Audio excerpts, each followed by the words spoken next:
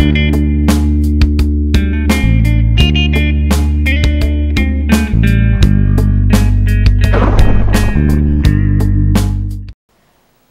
what's up guys, it's Silver Slayer.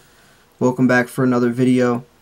I'm going to try to keep my hand as steady as possible while filming this. I'm not going to use a tripod. I have this little like X grip device that I use to film skateboarding with, but I want to do this video freehand just to kind of show a wide spectrum of silver while I'm talking. So anyways, this video is going to be about selling our silver.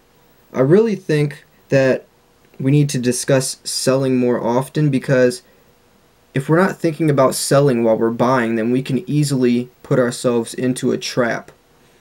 You know, you don't want to buy a piece of silver until you're thinking about how you'll be able to sell it.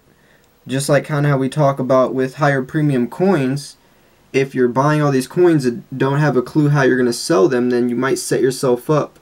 So I want to talk about selling, but not in particular with silver, but the price range.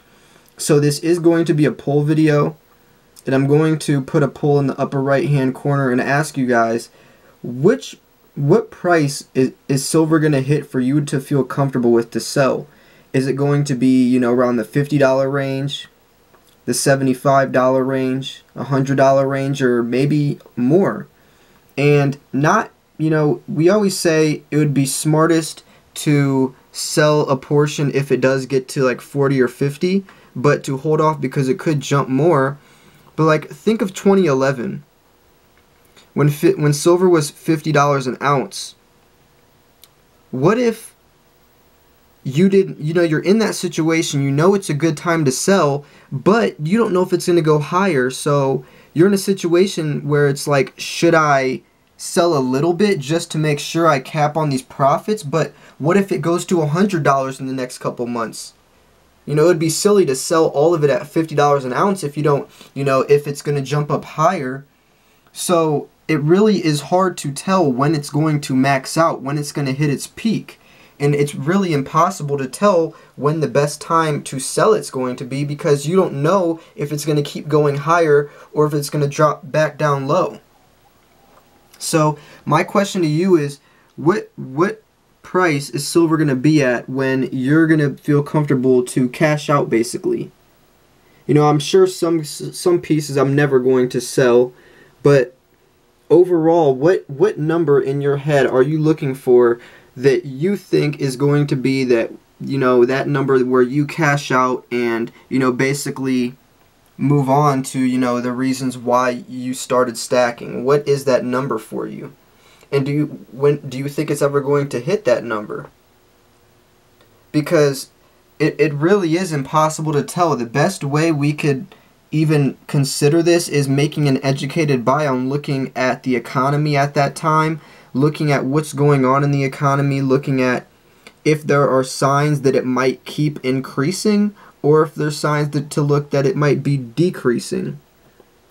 So, you know, it's really a hard thing, because I'm just trying to think, if I was ever in the situation where it's finally time to sell, you know, all this money I put into this and the time and patience I've had, when it's time to pull the trigger, will I have enough guts to do it at that time? Or will I maybe only sell like a fourth of my stack just to make sure it doesn't keep going higher?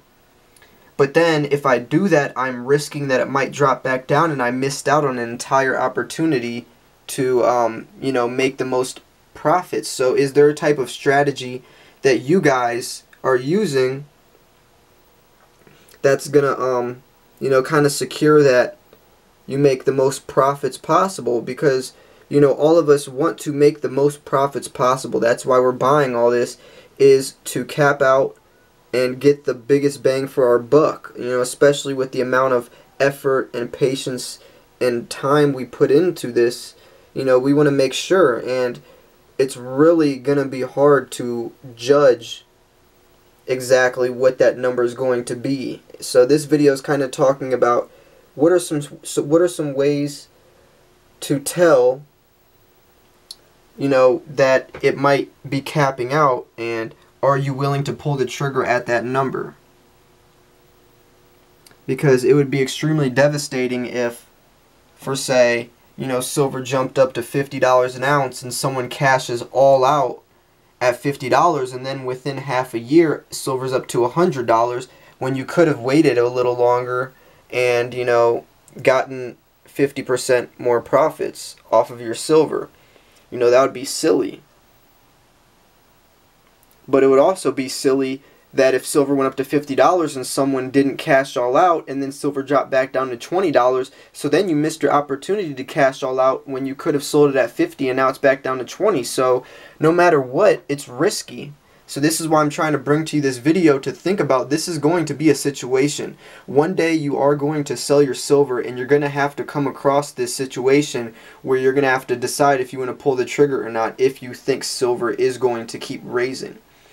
Because I really have no idea. If it was to go to $60 or $70 an ounce, I'm sitting here and I'm debating, like, should I only cash out a fourth, or maybe check on a daily scale to say, maybe I'll sell out at $50 an ounce. I'll sell a fourth of my stack, but I'm going to hold on just in case it keeps raising. So then daily, every single day, I'll be checking to see if it's going up or down, and I might be able to get some warning signs to say, okay, it's going back down, I'm going to cash all out.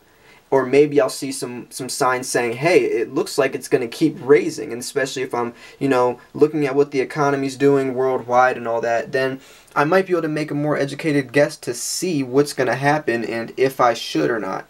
So maybe it would be like a fourth, and then a couple months later I sell another fourth, and then, maybe I'll hold off for, or maybe I'll cash all out, and then, in the future, if it does go back down, I'll buy again and restart my entire stacking journey. I know a lot of people that have done that as well. But it really is a very, very, very tricky and stressful situation to be put in, because, we don't want to make the wrong mistake, especially when we are putting so much money into this and so much time, and it's our passion. It would be so hard to be in that situation. And if any of you guys have been stackers since 2011, I know I've talked to a couple people that were in this situation in 2011 when silver went to $50 an ounce. I know a lot of people that cashed completely out, and now they are starting to stack again since it's back down. So I would like to hear some of your strategies and some of your ideas on this, because I'm kind of scared. I mean, I'm not scared. I'm sure I'll be alright, especially, talking to several other people in the community that know what they're talking about and have experience. I'm sure we'll all be fine, and we'll all... See, that's the thing I was also thinking about with this. I feel like when it's time to sell, it might be obvious. I think it's going to be extremely obvious when it's time to sell, when, you'll see everyone selling. But that's another thing is I've learned with investing, is when everyone's selling, you should be buying, and when everyone's buying, you should be selling. So I also don't want to go with the grain on this as well. It could depend on several different factors, and I'm really kind of trying to figure out what my formula is going to be, because I always want to be prepared. I always want to be prepared no matter what. I want to have an exit strategy. I want to have a backup plan. I want to have a second backup plan. I want to know exactly what numbers I'm comfortable with, so when it comes, I'm not sitting there debating last second and then I end up making an impulse decision. I really want to stay away from impulse decisions, because that's going to hurt me. That's going to dramatically hurt me if I'm making impulse decisions on the spot, especially when it's coming with something like this, where all it takes is the click of a button or walking into your local coin shop off one bad idea, and then all of a sudden it's all gone. All these years and years of work and effort are all gone to a decision that, only took you a couple minutes to come up with. So I'm trying to really avoid that, and I feel like this is a very, very, very important topic to bring up. I feel like this is a very important topic to bring up, and it's rarely brought up. And with this poll, I want to hear exact numbers, and I want to hear your reasons on why you would sell half of your stack at $50 and then hold off. I want to hear, maybe you're going to hold off until it's $200. Maybe you're very bullish and you think silver is going to reach $300 an ounce, and you're not going to sell a single piece of silver until it reaches that.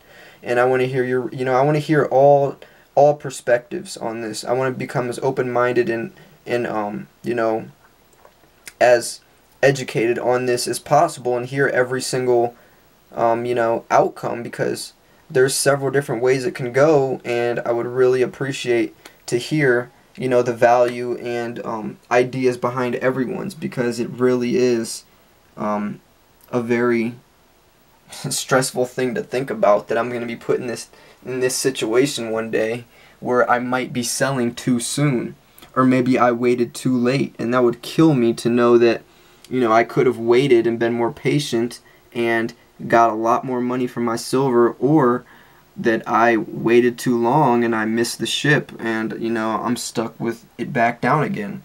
So I really don't want to miss any opportunities, but I also don't want to jump the gun and make an impulse you know, decision. So I would really like to hear your guys' perspectives on this. Make sure to enter in the poll video. In the poll, it'll be in the upper right hand corner for anyone who does want to you know, see which category. And maybe I'll post another video discussing some numbers and going over what everyone kind of said when I wrap up and talk to everyone in here, you know, read the comments. Maybe I'll come up with a conclusion video, seeing what the majority of people have said, and then talking about, you know, how interesting the results are, because it always fascinates me to see how many different perspectives people come up with, how you'll have people on complete opposite sides of the spectrum, but they both have relevant and very valid points. So it just shows, you know, how diverse and how speculative it really is. So thank you guys for watching. Hope you enjoyed this video. Make sure to like and subscribe if you did. I will see you guys for the next video. Peace.